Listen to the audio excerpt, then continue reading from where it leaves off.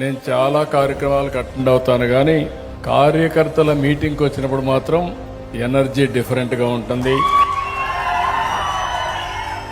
రెండోది, మీ కమిట్మెంట్ చూస్తే అనునిత్యం నాకు ఆలోచన వస్తుంది. మీ రుణం ఏ విధంగా తీర్చుకోవాలని ఆలోచిస్తూనే ఉంటాను. భారతదేశ చరిత్రలో మీరు చూస్తే తెలుగుదేశం పార్టీకి ఉండే కార్యకర్తలు ఏ పార్టీకి లేరు.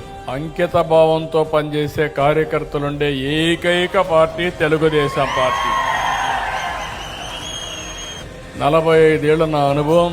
కార్యకర్త ఎప్పుడూ తప్పు చేయడు, అది నా గత అనుభవం కూడా.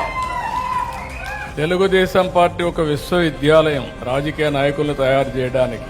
అందుకే ఎన్నో పార్టీలు వచ్చాయి, ఎన్నో పార్టీలు చరిత్రలో కనుమరుగైపోయినాయి, కానీ తెలుగుదేశం పార్టీ మాత్రం చిరస్థాయిగా తెలుగువారి గుండెల్లో ఉంటుంది.